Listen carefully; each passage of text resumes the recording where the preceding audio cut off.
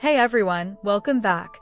The channel where we read the letters you send us about the moments that changed everything. Today's story came to us anonymously through email. The person who sent it asked that we never use her real name, and she asked that we share it exactly as she wrote it, because she said putting it into words was the first time she'd actually understood what happened to her.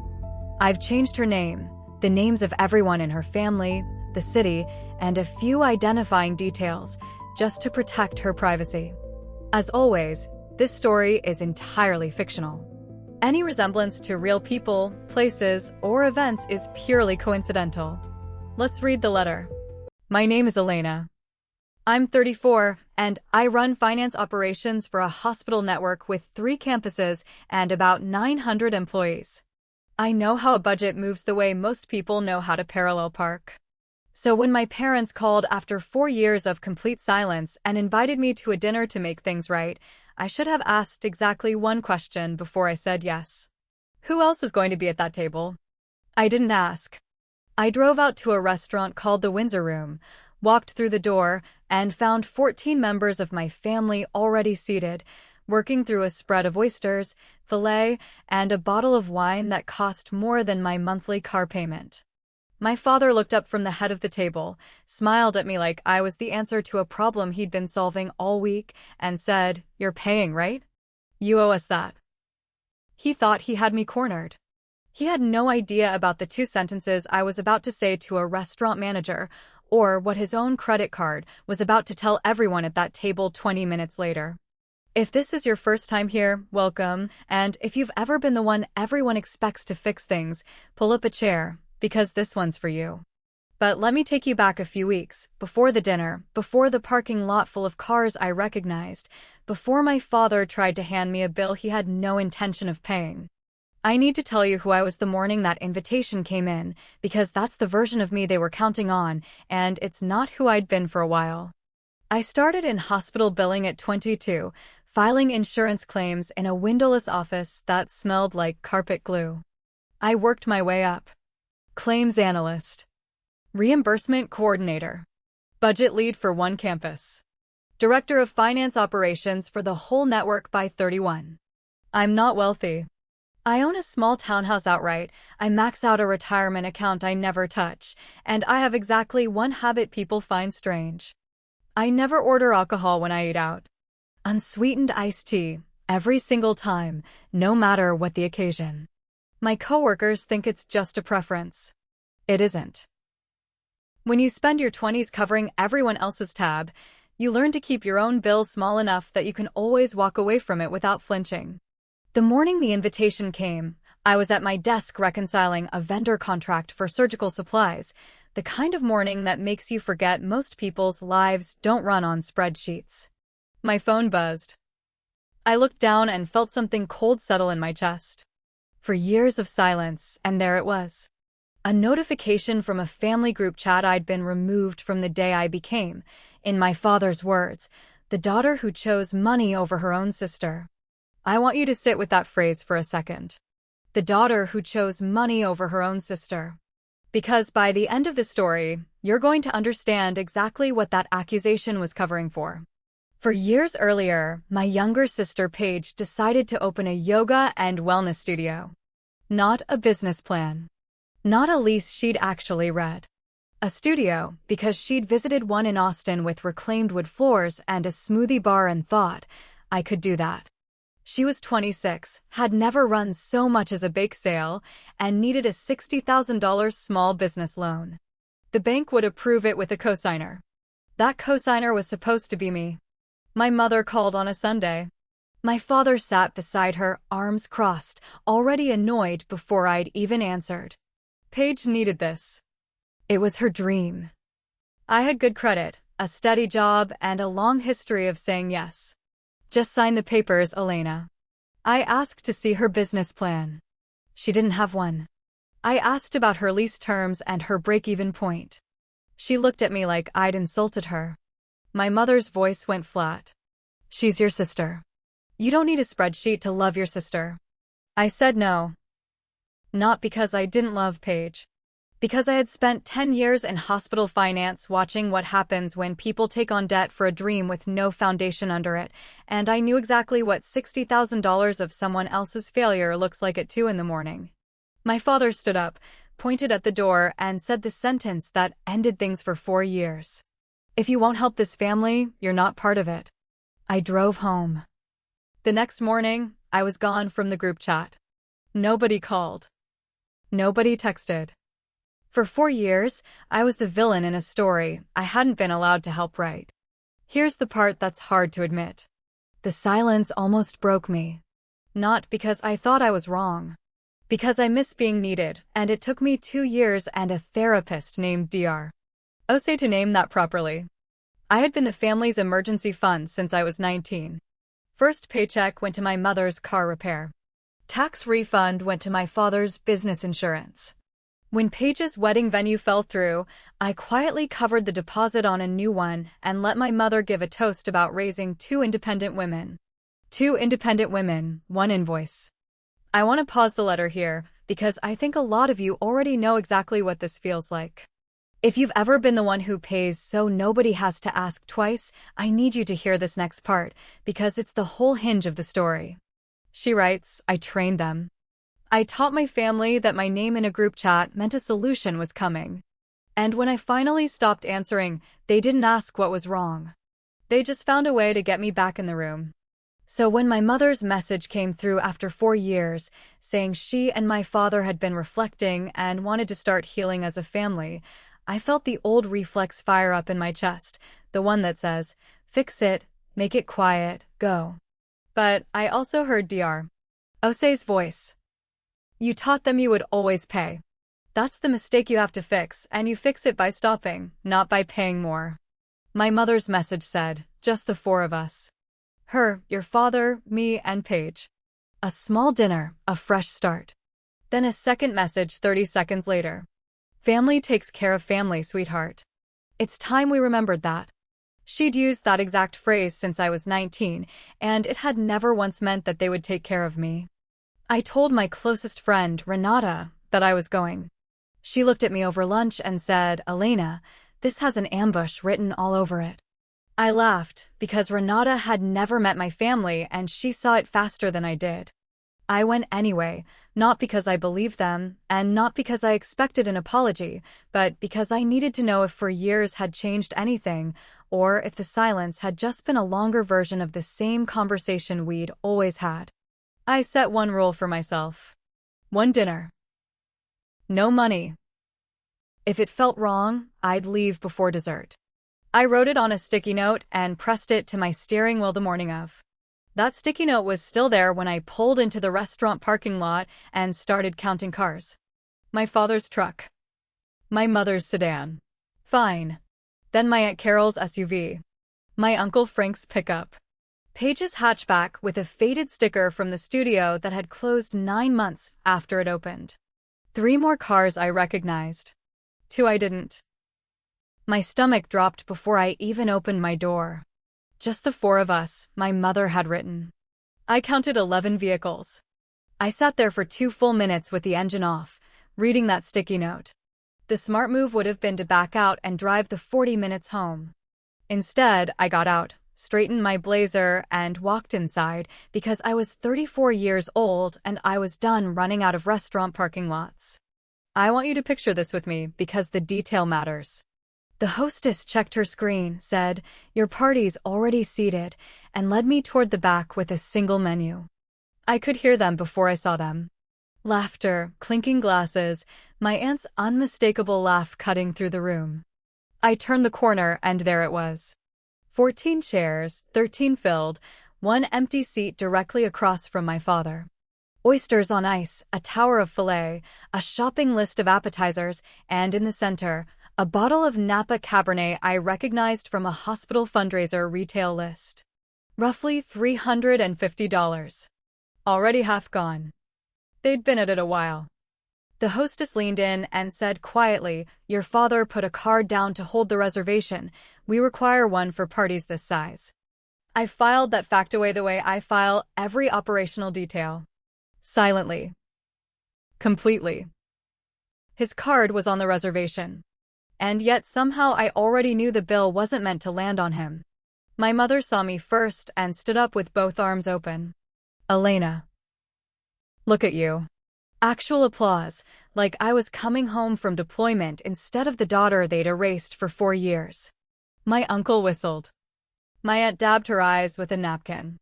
Paige raised her wine glass with a smile that had teeth but no warmth in it at all. 14 people, oysters, filet, and a $350 bottle of Cabernet. Just the 4 of us, my mother had written. I want to stop the letter for a second, because I remember reading this part and thinking, I already know where this is going, and I still wasn't ready for it. She writes, I sat down. What else do you do when 13 people are watching and the chair's already pulled out? I smiled, because 15 years of professional composure teaches you to smile while your brain is running a full threat assessment. My mother beamed. We wanted it to be a surprise, the whole family together. I said I thought it was just the 4 of us. She waved her hand. Well, once Carol heard, and then Frank, and then your cousin Claire, it just grew. You know how family is. I knew exactly how family was. I scanned the table. My father carved a steak like it was Thanksgiving. Paige scrolled her phone with one hand and held her wine with the other. My aunt and uncle anchored the middle. Cousins I hadn't spoken to in years filled the rest, including one of my aunt's neighbors, who I had genuinely never met in my life, but who was currently eating filet on whatever occasion this was. My mother squeezed my hand. See, family takes care of family. There it was again, the same 5 words, aimed at the same target every single time. My father is the kind of man who orders for the table, not asks orders. He waved the server over, a young guy who looked barely 20, and rattled off more appetizers and another bottle of the good Cabernet without glancing at a menu. Then he pulled his credit card from his wallet and held it up between 2 fingers like he was showing a magic trick. Put it all on this, he told the server. We're celebrating. I watched him tuck the card back into his wallet with a little pat, the way you pat a dog that's just performed a trick. Something was off. I'd grown up watching this man argue over the price of a car battery. He did not casually drop $350 on wine. This was a performance, and it was aimed directly at me. The small cuts started around the 2nd bottle. My aunt leaned across and said, must be nice, running hospital budgets while the rest of us clip coupons, and laughed the way people laugh when they need you to know they're serious. My cousin asked if I ever felt guilty living so comfortably while my parents were going through a rough patch. Nobody had told me there was a rough patch. Paige, without looking up from her phone, added, she wouldn't know, she hasn't exactly been around. Every comment landed with the precision of something rehearsed. Not scripted exactly, but aligned, the way a choir finds the same note without a conductor. They'd been talking about me before I walked in. I excused myself to the restroom about 40 minutes in. I needed 2 minutes and a door I could lock. I turned the tap on, pressed cold water to my wrists, and then I saw it. A phone on the edge of the counter, screen still lit, a case covered in little painted daisies. Paige's phone. I want to be honest with you here, the way she was honest with us. She writes, I didn't plan to look. But the screen was bright, and the notification banner across the top was from a group chat I had never been added to, and the preview text stopped my hand mid-reach for a paper towel. The chat was called Dinner Plan. 3 members. My mother, my father, Paige. The most recent message, sent 4 days earlier, from my mother. Don't tell Elena, it's everyone. She won't dare say no in front of the whole family. My pulse stayed steady. My hands stayed dry. I scrolled up the way I'd review a vendor invoice that didn't add up, not with anger, just confirmation. The full message read, don't tell Elena, it's everyone. Once she's there with the whole family watching, she won't dare cause a scene. Below it, my father had replied, make sure she sits at my end, I'll handle the ask. Paige's contribution, timestamped 2 minutes later. Order the good stuff before she gets there. Once it's on the table, she can't exactly send it back. Then, 10 days before the dinner, from my mother. The bank called again Thursday. We need to figure something out before June. And from my father. Elena can cover us through the summer. She's got more than enough. And the line that hit hardest of all, from my mother, 8 days before. It's not asking for money, it's letting her back into the family. She should be grateful we're even giving her this chance. Grateful. They wanted me grateful for being tricked into paying for 14 people at a restaurant I would never have chosen, to cover a crisis nobody had told me about, from a family that erased me the last time I said no. I set the phone back down exactly where I found it. I washed my hands. I looked at myself in the mirror and thought, I know exactly what this is, and I know exactly what it costs. And for the first time in 15 years, I decided I was not going to pay it.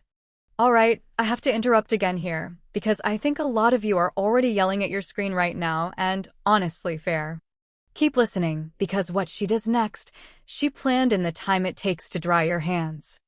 I walked back to the table wearing the exact expression I use when a state health inspector shows up unannounced. Pleasant. Unreadable. Fully operational. Nobody noticed anything different. My aunt was mid-story about a neighbor's divorce. Paige had reclaimed her phone from the restroom and gone right back to scrolling. But I noticed things now that I hadn't let myself see before. My mother kept glancing at my father's wallet, quick little flicks, like she was checking a countdown clock. My father's laugh had gotten half a beat too loud, the way people laugh when they're nervous and covering it with volume. I started asking questions. Casual ones, the kind you ask when you're catching up, not the kind you ask when you already know the answer and you're watching someone lie to your face. How's the studio, Paige? She paused her wine halfway to her mouth. Oh, we closed. Market wasn't there. My mother jumped in before the silence could settle. Paige is exploring other options. She has so many talents. I turned to my father. How's the landscaping business? Still doing the commercial contracts? His jaw tightened for half a second, until I'd been cataloging since before I could drive. Between projects right now, economy's tough, you know how it is. I did know how it was, because I'd read the bank called again Thursday on his wife's phone 20 minutes earlier. People tell you everything when they think you're the one holding the checkbook. Kitchen renovation on hold. Vacation canceled. Nothing we can't handle. Every sentence was a window into a house that was quietly on fire, with everyone standing on the lawn insisting the smoke was barbecue. The comments kept coming, always sideways, always deniable. My uncle managed a "you really landed on your feet, kid." My aunt delivered what I'd call the closing argument of the whole evening. She took my hand like she was consoling me at a funeral and said, "Family doesn't keep score, dear." This from a woman who once didn't speak to her own daughter-in-law for 6 months over a seating chart. I didn't laugh. I picked up my iced tea, the only thing in front of me that I had actually ordered, and said nothing. Dessert menus arrived. My aunt ordered without checking the price. Paige ordered a chocolate souffle that requires a 20-minute lead time, which meant she'd ordered it before I even sat down. Of course she had. They were running up the tab the way you run a tab when you're certain someone else is footing it. No ceiling, no guilt, not one glance at the total. Paige is the one who finally said the thing out loud. 3 glasses of Cabernet in. She leaned across the table with a grin and said, "Relax, big sister. It's just dinner. You can afford it." I set my glass down. "Afford what?" I said. "This," she said, gesturing at the whole table. "We ordered the good stuff since you're treating." Since you're treating. Like it had been decided in a meeting I was never invited to. Because it had been. The table went quiet for about 3 seconds, which sounds short until you're the one sitting in it. My mother shot Paige a look that said too early. My uncle studied his plate. My aunt found her napkin fascinating. And I realized, sitting there in that silence, that every single person at that table already knew exactly what tonight was. I was the mark. Then the moment came. My cousin Claire, genuinely trying to make conversation, and the one person who had sent me a birthday text 2 years into the silence that I never answered and still felt guilty about, said, "So, Elena, Mom said you got a big promotion. Something running a whole hospital's finances." I kept it simple. Director of Finance Operations for a 3-campus network. Budgets, vendor contracts, compliance, reimbursement, capital planning. Claire said, "Wow, so you're basically in charge of all the money." I said, "Essentially, yes." That word landed on the table like a dropped plate. My aunt's fork stopped moving. My uncle looked up for the first time in 10 minutes. Paige's thumb froze mid-scroll. Even my father shifted, recalculating. They already assumed I was doing well. What they hadn't pictured was someone who could read a balance sheet faster than they could read a menu, someone who knew exactly what 14 plates of filet and 2 bottles of $350 Cabernet cost before the check ever arrived. My father waited until dessert to make his move. Strategic, I'll give him that. The souffle had arrived, the second bottle was upside down in the ice bucket, and the table had gone warm and slow with sugar and wine, the particular comfort that comes from a meal you didn't pay for and don't intend to. He set down his fork, folded his hands on the table edge the exact way he used to before signing contracts, before delivering Thanksgiving speeches, before asking me at 23 to co-sign a truck loan. "Elena," he said, smiling. "You're paying, right? You owe us that much." 5 words. You owe us that much. 14 people heard it. The server, refilling water behind me, heard it. The couple at the next table, very obviously eavesdropping, heard it. My mother nodded along. My sister smirked. My aunt reached for more butter, like the matter was already settled. "You owe us 4 years of silence." And not one person at that table had said they were sorry, or that they'd been wrong, or that they missed me for any reason beyond my credit limit. I looked at my father across a table covered in the wreckage of a meal I hadn't ordered, surrounded by a family I hadn't been told was coming, holding a drink I'd poured for myself, and I felt something I had not expected to feel. Relief. Because the decision I'd been dreading had just been made for me by the sound of my father's own voice. I didn't answer right away. I've learned that silence does more work than words in a room full of people used to being agreed with. 5 seconds. 10. The kind of silence that makes a table full of relatives suddenly remember something interesting on the wall behind you. For 15 years I had paid so nobody would make a scene. I covered every deposit and every repair bill because the cost of saying no was a room exactly like this one, full of expectant faces, full of the unspoken understanding that my love was measured in dollars and my silence was purchased with compliance. That price had just been announced out loud, at roughly $90 a plate, plus 2 bottles of Cabernet, plus the very particular tax that comes with being the child they only call when something needs funding. I put my napkin down. I smiled. "Let me go take care of things," I said, and stood up.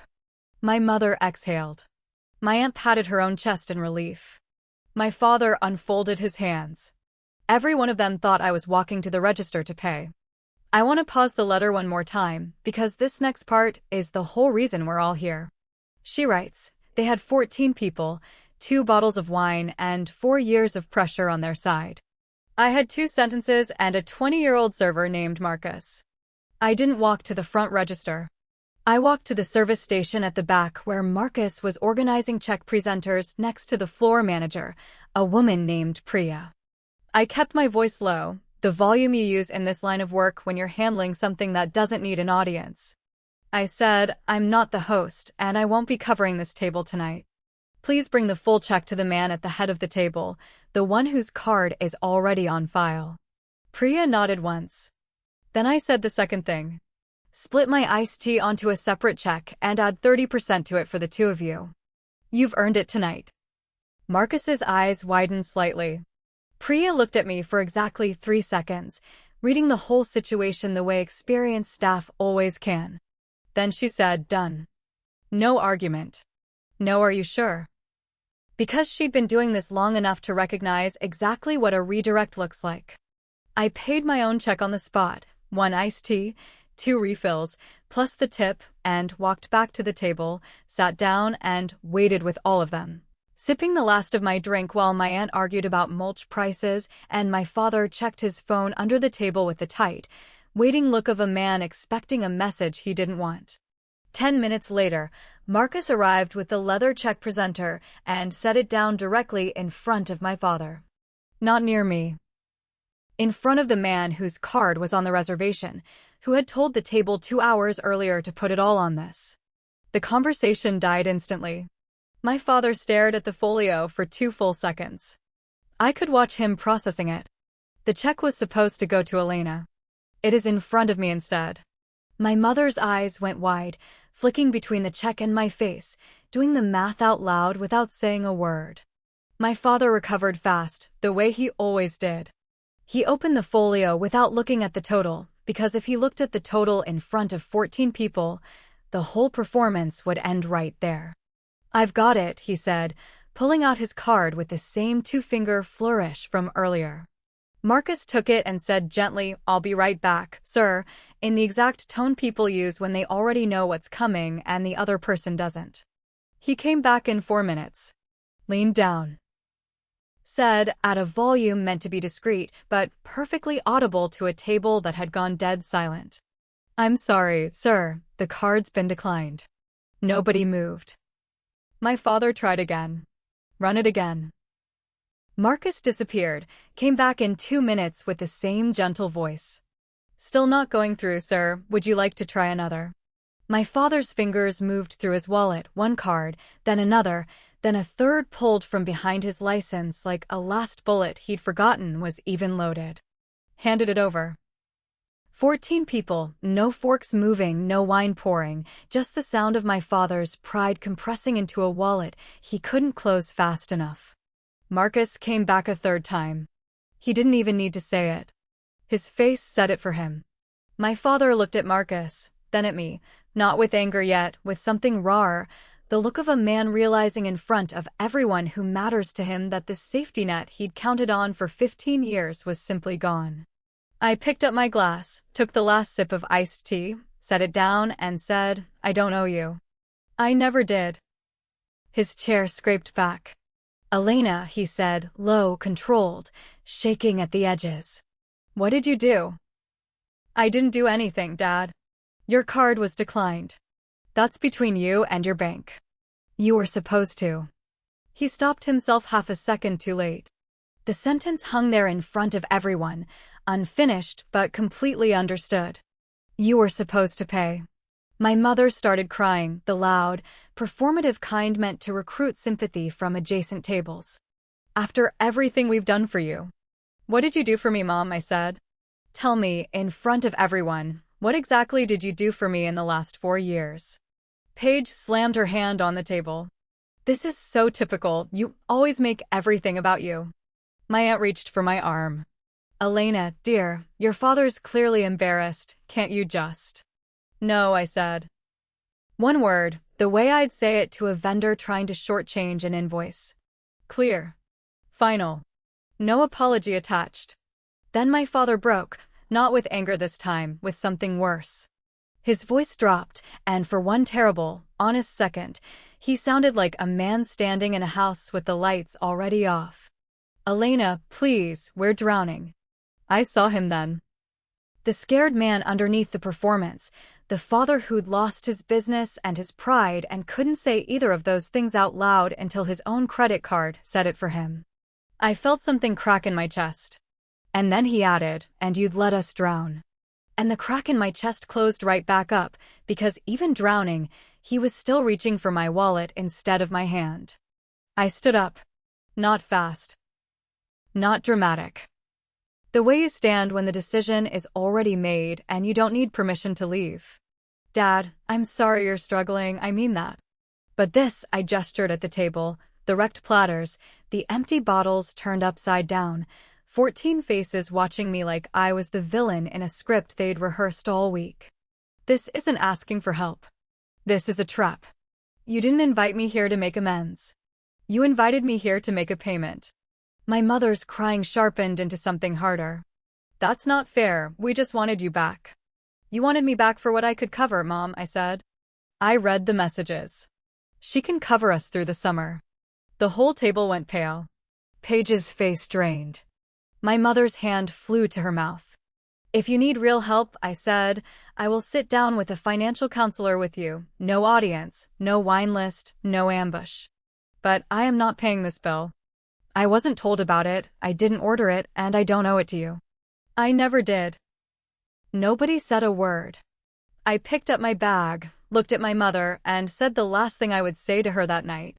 You always told me family takes care of family. So why was I the only one who ever did? Then I walked out, past the host stand, past the heavy glass doors. Marcus caught me near the coat check, holding my receipt.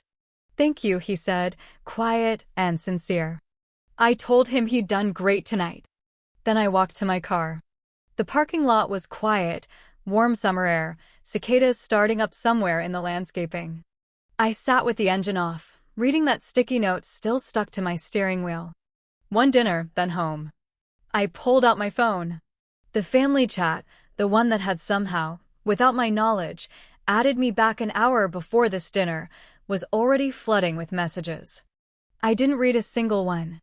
I scrolled to the bottom, tapped leave conversation, and watched it confirm. I started the car and drove home in the exact same silence I'd driven there in. Except this time it wasn't nervous. It was mine. Okay, before we finish this letter, I just want to say, if you've ever set a boundary and felt the whole room turn on you for it, you are not the villain in that story. Stay with me, because the ending of this one is worth it. The aftermath was quieter than I expected. Nobody called that night, or the next day, or the one after. The group chat I'd left continued without me. I know because my cousin Claire, the one who'd sent that unanswered birthday text, reached out separately about a week later. That was the most honest thing that's happened at a family dinner in 20 years, she wrote. I'm sorry I was part of it. Claire was the only one who ever apologized. 3 weeks later, Paige texted, not to apologize, but to ask if I could front her first and last month's rent on a new apartment. I sent her the name of a financial counseling service and wished her well. She never replied. Through Claire, over the following months, I pieced together the rest. My father's landscaping business had actually folded 14 months before that dinner, after 2 commercial contracts went badly. My mother had been covering minimum payments on 4 credit cards through a home equity line that was already maxed out. They sold the house in the fall and moved into a smaller rental 30 minutes further out. Paige took a job answering phones at a dental office. None of that was what I wanted for them. All of it was the direct result of choices made long before I ever walked into that restaurant, and none of it was mine to fix. I did keep my word. I called my father 6 weeks later and offered, again, to sit down with him and a financial counselor. He hung up on me. I haven't called since, but the offer still stands, and it will keep standing, because that's the difference between love and obligation. Love doesn't disappear when you stop paying for it. I learned that the most expensive thing you can buy is other people's comfort with your silence. And the night I stopped paying for that comfort was the night I actually got free. 14 seats, 1 glass of iced tea, and a credit card that finally told the truth nobody else at that table would. If you've ever been the family bank, hear me. Helping is a choice. It was never a debt. And a boundary doesn't have to be loud to be unbreakable. That's where Elena's letter ends. I have to be honest, I sat with this one for a while before recording. There's something about hearing your own worth reduced to a number on a bill that just stays with you. So here's the question I want to leave you with tonight. Do you think Elena's father actually loved her and just never learned how to show it without a price tag attached? Or do you think somewhere along the way, love in that family simply stopped being separate from money at all? I'd really love to know what you think, so drop it in the comments, and let's talk about it with some kindness for each other down there. If this story meant something to you, go ahead and hit like, and subscribe if you want more of these. And if you have your own letter, your own moment where you finally stopped paying for someone else's comfort, we would be honored to read it. The email address is available in the video description. Thank you for spending this time with me, and I'll see you in the next one.